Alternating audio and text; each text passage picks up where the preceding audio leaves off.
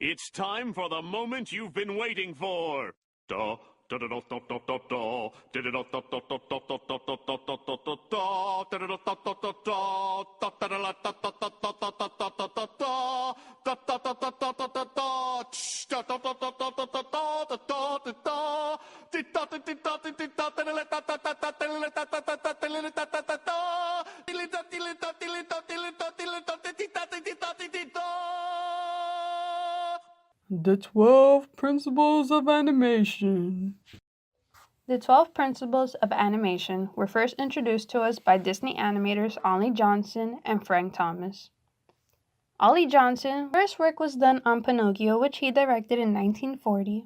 After that, he was non-stop contributions to Disney's animation, such as Snow White, where he got to work alongside Frank Thomas.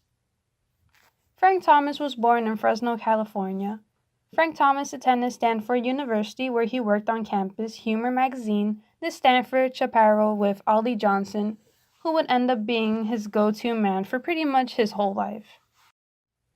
After graduating Stanford, he attended Conard Art Institute, then hopped right over to work at the Walt Disney Company. There he animated dozens of feature films and shorts. Them being two of the best animators Disney has, it had helped land them a job as one of the 9 old men, who were made up of 9 retired animators that were put in charge of mentoring the students of Cal Arts. Ollie and Frank were both amazing animators, so when they got together, history was made. Literally, they wrote the book The Illustrations of Life, Disney Animation, the book that we follow as animators to produce the best work. It holds the 12 important techniques Disney has developed over the years. These techniques are considered the 12 principles of animation. Now let's get right into it. The 12 principles of animation. Principle 1, squash and stretch. Squash and stretch is the principle in which the animator applies the contrasting shapes from squashed form into a stretched out form, or vice versa. I have to take one. Hey guys, why don't you just wet your hair and say you had a shower?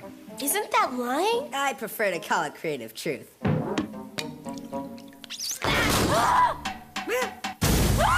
Quick, give me your towel. I'll block the pipe. This process gives the animation a feel of flexibility and life, while also giving the viewer a feeling of weight. Without squash and stretch, the animation feels stiff and so unreal. With less squash and stretch, the feeling of heaviness is given. Squash and stretch also doesn't have to be applied to the entire body. Simply bending the knees of a character and straightening them out is an example of squash and stretch. It is important to understand at what time should the object go from squashed down to stretched out. Principle 2, anticipation. Anticipation is used to make an animation look more organic and not robotic. It usually comes before the action. If a person is jumping into the air, there needs to be a hold of them bending down in order to get that feeling that they are about to jump. It informs the audience to know that an action is about to take place, using slight movements and gestures.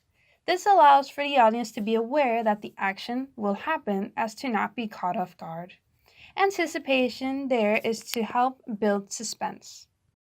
Principle 3, staging. While staging is just as important as every other principle, at times it is often looked over. Staging is where the rule of thirds comes into place. It applies to any form of entertainment.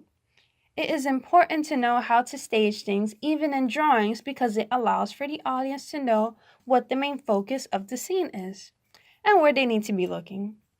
Acting, timing, cinematography, and setting all fit under staging. The main focus of the scene needs to be obvious as the main focus, but it should not be the center of action. Putting the main character on one point of the grid lets you know that your staging is correct.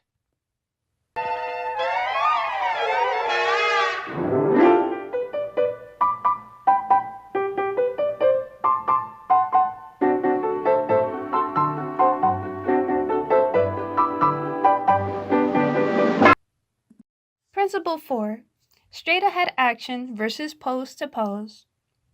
This principle lets the animators know that there are multiple ways to approach the animation. Quoted in Illustration of Life, Disney Animation by Frank and Ollie. Straight ahead animation starts at the first drawing and works drawing to the end of a scene. You can lose size, volume, and proportions with this method, but it does have a spontaneity and freshness. Fast while action scenes are done this way. While pose-to-pose is more planned out and recorded in an organized manner, this is where posing is focused more on. The character should move to make each scene more interesting. Principle 5. Follow-through and overlapping action. This technique is where extra props, body parts, and appendages follow behind the main action. Follow-through is where objects apart from the main body, such as a cape or pants, will move slightly behind the main body's movement. Follow-through and overlap helps to add a feeling of realism to the character. This is one of the most important principles since it deals with attention to detail and framing whether a frame needs to be on its own layer. Principle 6. Slow in, slow out. This principle is where we make full use of how things move in real life, whether it is real or fiction. Slow in and slow out is the way an object would start slowly, then builds up speed, only to end slowly. From a ball falling to the ground after being tossed up to, it will go up slowly, then catches some speed while falling, then soon enough after hitting the ground.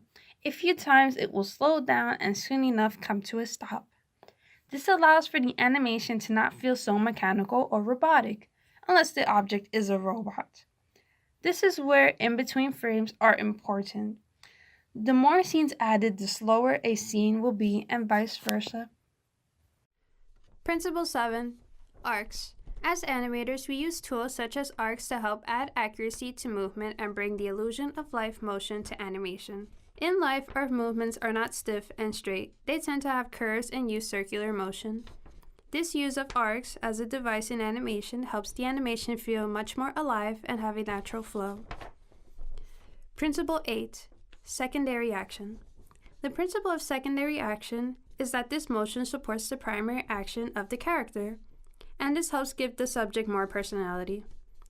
These secondary gestures help the main motion seem more natural. 辻見習いって感じでいいと思うわ。おっと、面白いこと言ってくれるな。ここが貴族の屋敷じゃなかったら、えらい目に合わせていたところだぞ。なあ、ララティーナお嬢様。ララティーナお嬢様はやめろ！俺は、親父さんに頼まれてしまった。娘が粗相をし。Principle 9. Timing. Timing in an animation is used to present the speed on how fast or how slow an object or character is moving. The animator is able to create this movement based on the amount of spacing within a drawing in multiple frames. For example, when the drawings are set very far apart from each other, the animation appears much more faster. But when the drawings are very close to each other throughout the frames, the animation moves at a slower pace. Principle 10. Exaggeration.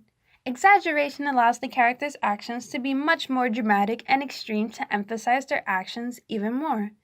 This is done so by distorting facial features, object size, and expressions. For example, if a character is walking very depressed, in order to exaggerate this depressing walk, the animator can make the character lean their body much more forward and lower to exaggerate the character's upsetting walk. Exaggeration makes the animations more convincing to the audience. Principle 11. Solid drawing. Solid drawing is used to make the character feel as though they are in a three-dimensional space. The animator must learn to draw the figure from all angles in order to get the principle right. When creating the character, it is best to start their structure with three-dimensional shapes, so that the animator knows from what angles to draw the characters in. It is also best to avoid symmetry lines because it makes the objects or characters seem flat. At last, our final principle, Principle 12, Appeal. Appeal is when the character is interesting and pleasing to look at.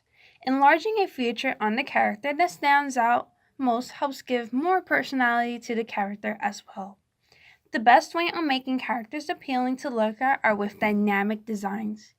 And in order to do this, there are 3 helpful steps. The first step is variety of shapes. It is best to practice and test what types of shapes an animator would like to use on their character, and what would best fit their personalities. The second step is to play with proportions. Animators use this by enlarging certain parts of the character that the audience would find more interesting to look at, and lowering the size of certain parts the audience will pay no mind to. The third and final step is to just keep it simple. Adding way too much detail to an object or character makes it difficult for the audience to focus on one particular thing. Keeping it simple helps the audience focusing on the importance.